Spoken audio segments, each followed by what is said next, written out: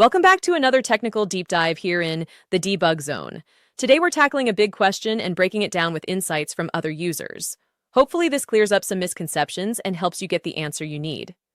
So buckle up, stay a little curious, and let's jump right in.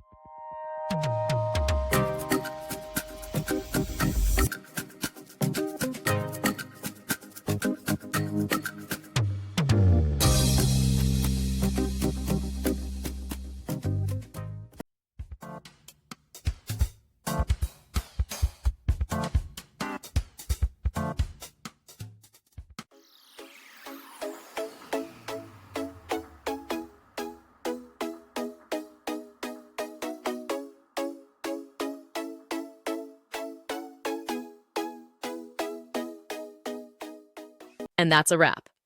I hope you found the answer you were looking for. If you did, take a second to hit that subscribe button. It really helps out.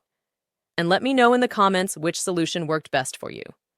See you next time in the debug zone.